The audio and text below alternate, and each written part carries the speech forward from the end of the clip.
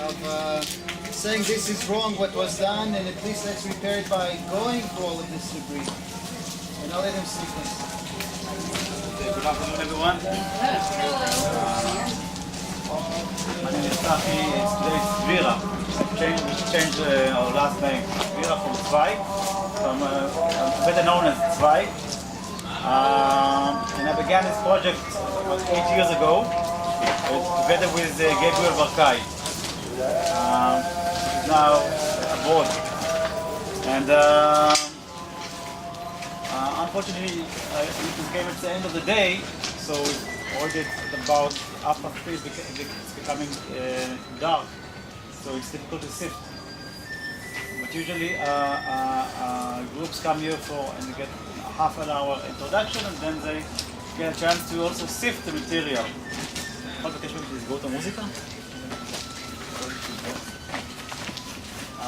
So have you heard about this project before? Yes. Or you read about it? Yeah? Yes. So this is your first time here, all of you? Yes. And you've been on the mountain today? Yes. In the morning, right? Yes. So Danny showed you that pit, say, Okay, so we'll start the story. Wow, that's a nice idea. The idea is, this is kind of a replica of the Western wall. And most people, they don't realize that there's something behind the Western wall. This is very famous, but it's a retaining wall of something that is getting important from what's inside, from what's behind it.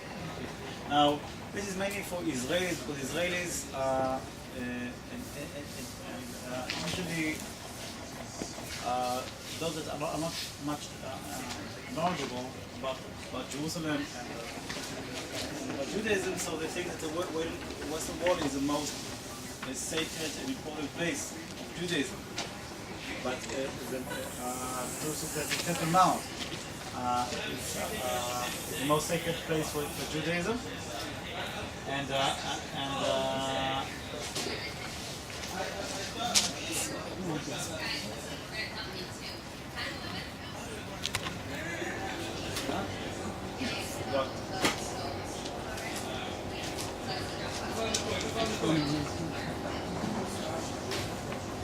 Usually it's done by a local guide of the team here. He's the manager on top of it all, but it's not updated that we're the pictures. Okay. Here you can see a picture of the Temple Mount, and this is the Wailing Wall, which is only a small segment. The whole Western Wall, which is 485 meters, and this is,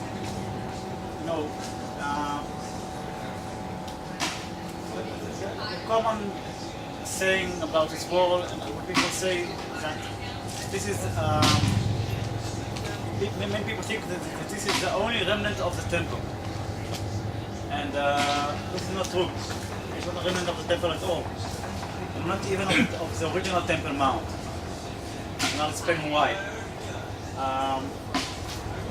The Temple Mount, the original Temple Mount that is mentioned in the Mishnah, in the Trankate Midot, is about 500 meters cubic square. This compound is about 2.5 times bigger than that. And this is because King Herod and the following rulers, actually until the end of the Second Temple period, they extended the Temple Mount and built walls around. And the original wall we have from the Temple Mount is actually the eastern wall. We have some elements over there. And King Herod extended it further to the west, south, and north. And what we have today is actually a retaining wall of the western stoa, which is a portico that surrounded the whole Temple Mount. The most famous segment of it is the royal stoa in the south. And these walls are the retaining walls of these porticos. Now, actually there was someone who checked out the Temple Mount with a ground-penetrating radar system on a helicopter. They found out that 50 meters ahead, which is about 150 feet ahead of the Western Wall, there's another massive wall underground. And maybe we even have some remnants of this wall at this corner. Maybe Danny showed you this square today. I found the square out. ותאם את המדרגת האחרונה פה. Yeah, we stood right on top of it. So you saw this remnant. Yeah. Okay, so if you speak about the Temple Mount, this is this site was the center of all activity, all life, all types of life for many centuries. And not only during the Jewish period, but also later on. Maybe during the Roman period and of course during the Islamic periods. Now, this site was also not only a religious center but also a commercial center and a jurisdictional center, and the High Court was center. It was a political center. In this site we have actually we didn't have any real archaeological excavations in this site, although Jerusalem is the most excavated city in the world.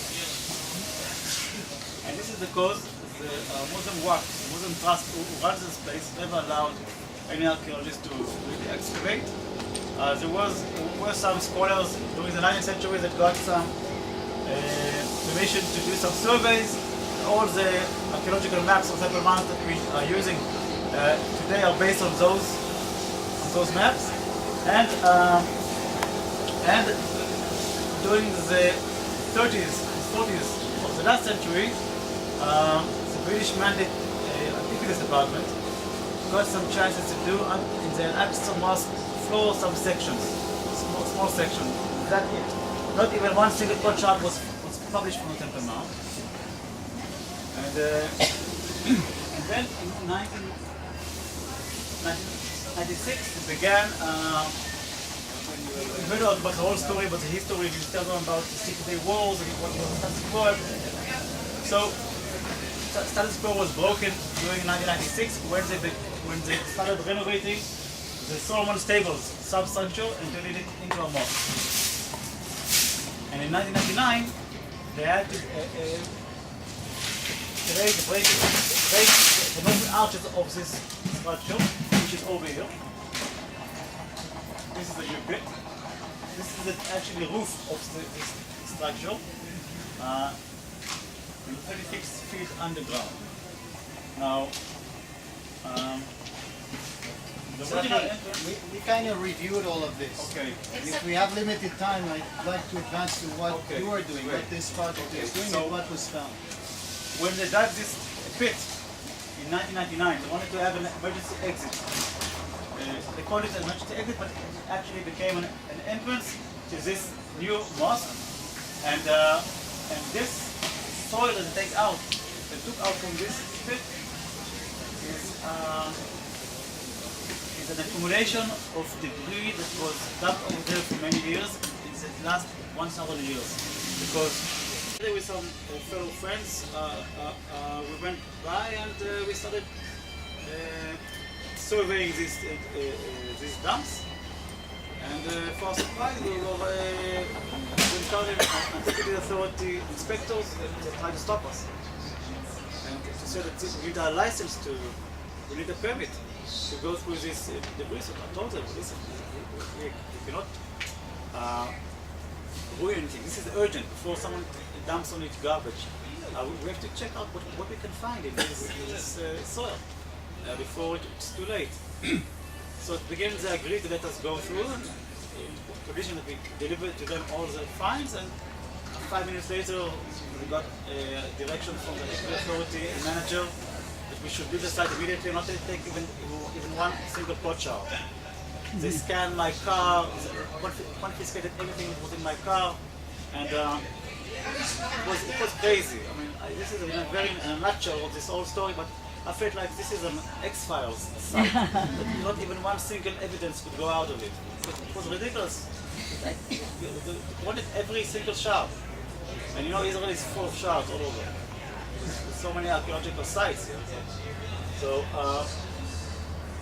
later, but unfortunately, some friends hid some finds in the pockets, and we had enough finds to say something about what we found in this debris. So we were invited to talk about our finds in a very popular archaeological conference in Bar-Ilan University.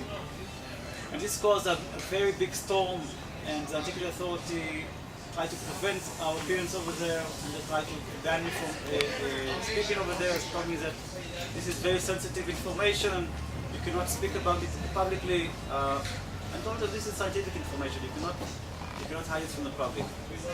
And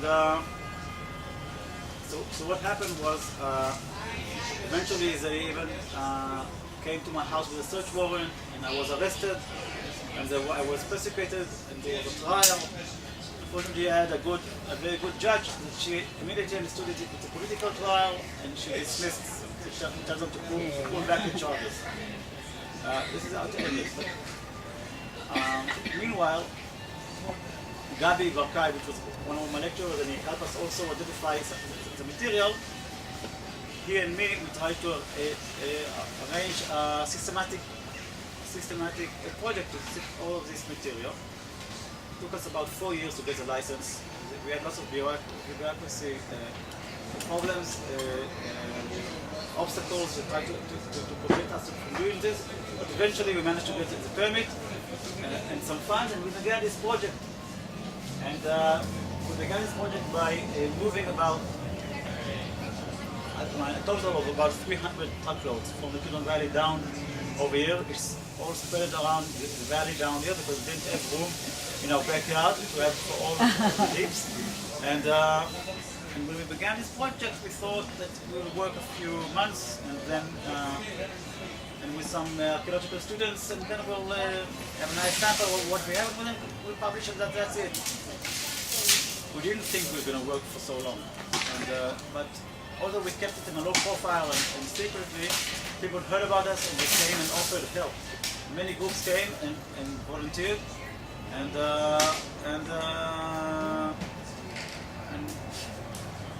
up till today there was about 120,000 people participated in this project. I don't think there was any archaeological research that so many people took part in.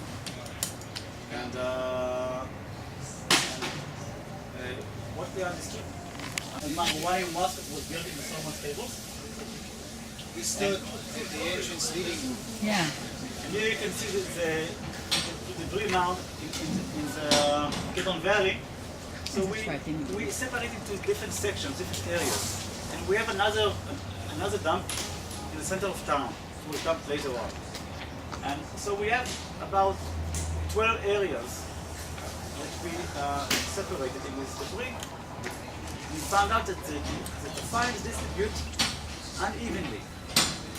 You know, some finds you find mainly in this area and others in this area, and by comparing the distributions of each find, we can actually retrieve the context, the original context of finds that repeated themselves.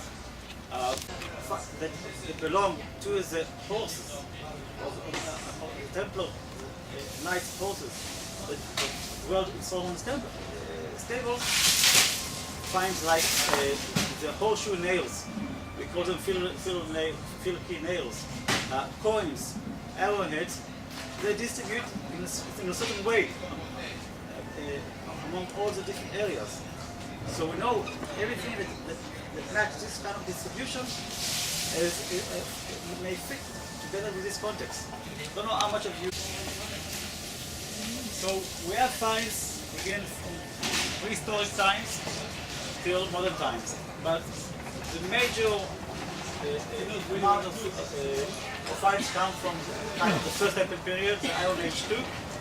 We have some finds from the late Bronze, from the time of the Evocide city, from the time when Albana, the Evocide, owned the land over there. These are some scarabs, Egyptian scarabs that were used in those days as amulets. And from the first temple period, we have arrowheads. This arrowhead is very typical to those that the Babylonian used. It's called Scytho-Iranian arrowhead, and it was actually shot at the temple during the destruction. We have a few seals. This is a seal with an ibex on it. Unfortunately, the name of the owner of the seal didn't preserve.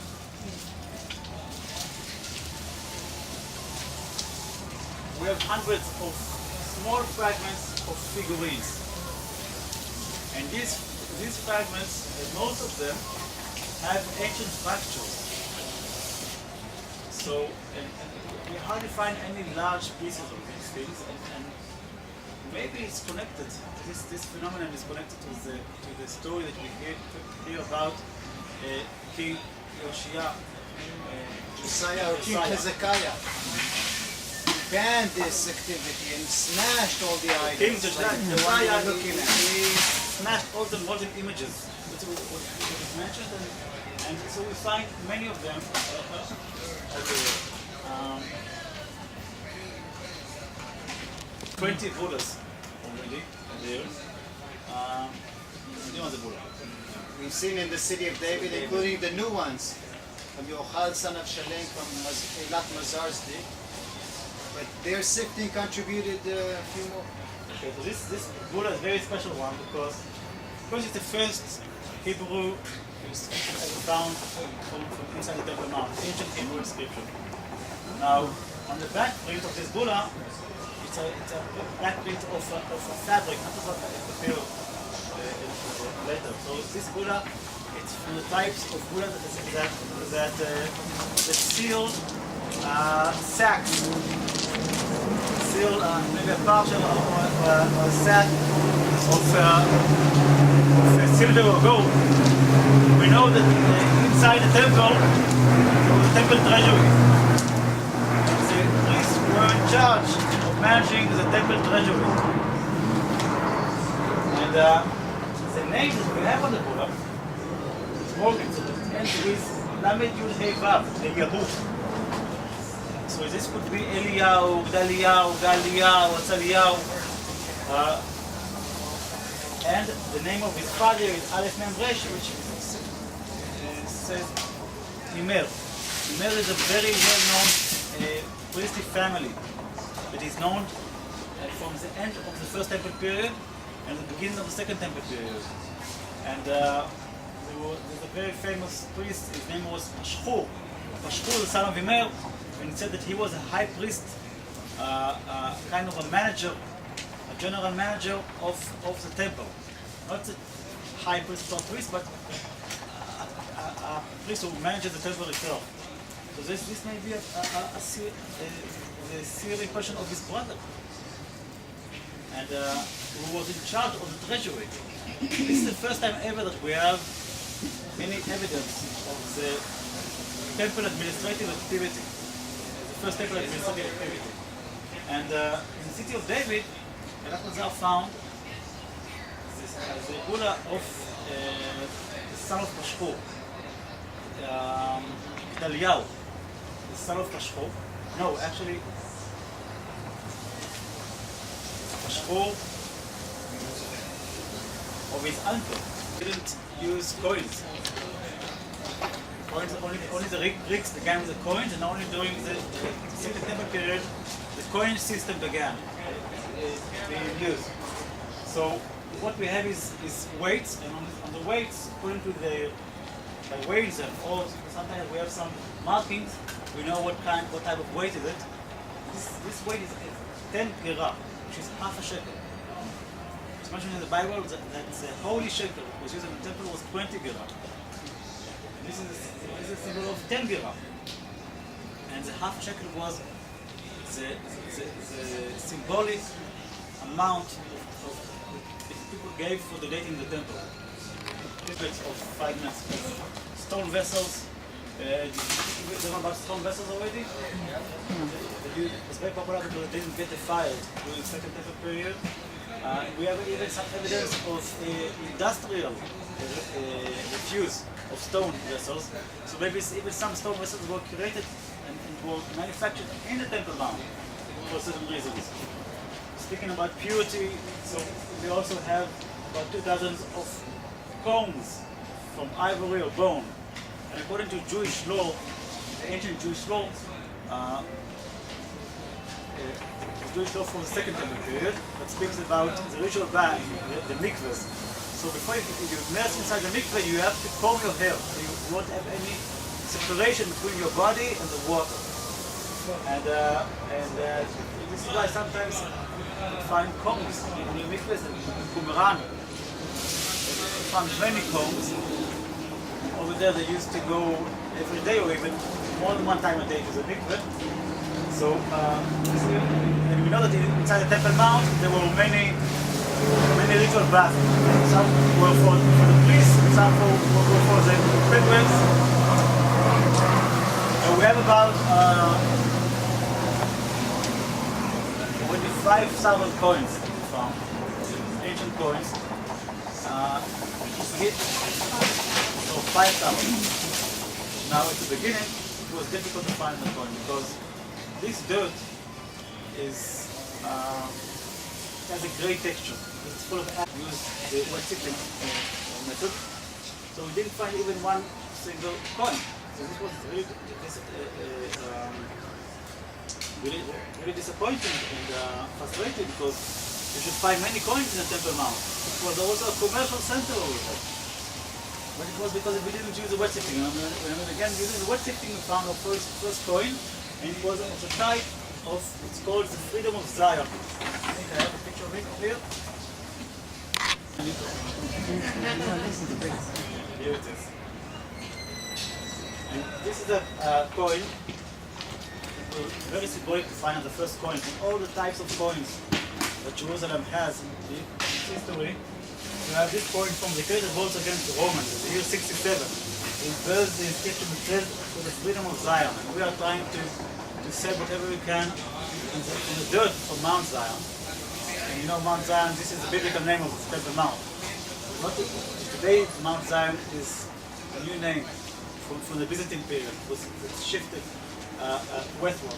But the whole period of the story of Hanukkah when the Hashmonaim rebelled the Greeks, the Hellenistic soldiers. So this is, you can see here, an handle of an amphora jar. It was used for wine. It was kept probably by Greek soldiers because Jews from that time they stopped drinking wine from Gentiles, and this also is an arrowhead that was used in those battles probably. Paving tiles. We have about 700 of these. From different shapes, various shapes, geometrical shapes, various colors, and we didn't know what they are until we found parallels to them in the palaces of Herod in Mitzada. We've seen it. Yeah. Pillars, some of them. We even have Byzantine pillars period. from the Byzantine period, and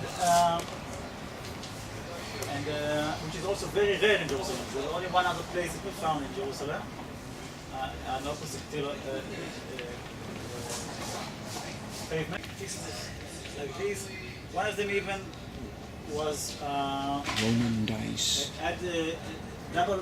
It had the same numbers for each side. It has twice the numbers 2, 4, and 6.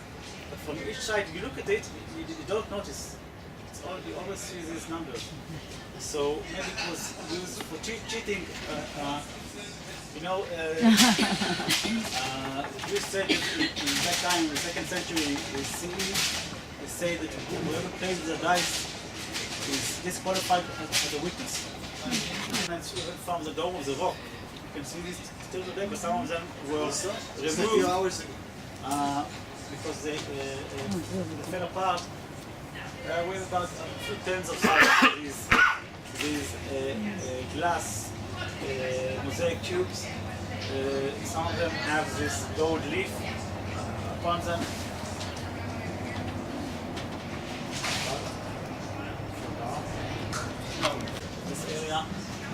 and some of them we could tell that belong to the Crusaders, and some even to the army that fought against them, the Muslim armies. And I told you about the horseshoe nails that come probably from the horses of the Knight Templars in Solomon Stables. Over here you can see kind of little pieces. We're still studying them. Because it comes from all periods, and we have sort of variety, such a big variety of finds that we have participated in the First World War, and they came to Jerusalem. This is the medical corps, actually. This is a British army band, SEALs, Hitman SEALs. One of them was even the High Mufti of Jerusalem during the 18th century. So this is just a short glance of what we have here and what we're doing here. Water helps soften You soak all the things mud in water around the first. finds on the stones. It's difficult. So this way it's easier to differentiate between natural stones and archaeological remains.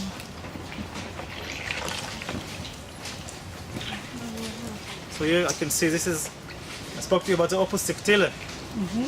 This is a fragment, a very small fragment of triangle made out of bitumen stone. How much of the material have you gone through? About 40%. 40%. We have 10 more years to go. This is Frankie Schneider. Today is a world expert on opus sectile. She became involved with this, when she came here, and then she went into it, studied more and more and more, and today she has other excavations which they're giving her the opus sectile material to publish.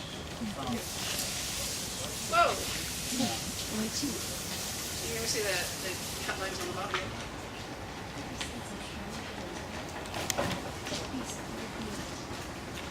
Okay, so thank you for visiting us. Show them this way. How you do it? Over here. Here's some real goodies, That we, real stuff. No, that we this do is just this a, to this is help a people common understand stuff. the different time periods that we're dealing with.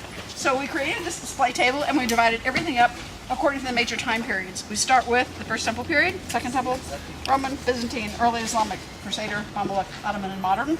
We do actually find things older than this. We'll find Canaanite pottery, we'll find ancient tools. But these are the primary ones. But by looking at the different areas, you can see, like there's pottery in each one. But you can see that pottery changes shape, how the rims are made, how it's decorated on the outside. And we actually use this with groups. And I did it with this last group. It was like, okay, here's a piece of pottery. It looks like this. It has this kind of glaze on it. Where do you see it? And I said, oh, it's Crusader. Yes, okay, good. Now, how old is it? And they can look at the dates and say, oh my gosh, it's 1,000 years old. They're standing here holding my hand. But they can actually look at the things and identify them. So we have pottery in most of them. We have a lot of glass here. Glass from the Roman period, like this handle from a little tiny pot. Or glass bracelets. During the Roman period, they had the girls' glass bangle bracelets, little round circle things, you know, that you pull on your hand like that. They were usually very, very dark in color. Then later on here, during the Mamluk and Ottoman period, you see the really bright colored pieces of glass there. Other glass here are the little tiny mosaic stones that were used on the outside of the Dome of the Rock. In the metal category, we have ancient Roman nails. We have arrowheads from the Crusader period. But I guess, especially, it's great for kids because they can come up here and they look at it and they try to find things that look just like what they just found in order to date it. So you can be an archaeologist too. You know, look at this. But it's Here they put it on in the sifting screen, and then they wash it with a hose here. They sort it out and put it in the buckets here. They have a whole long row here.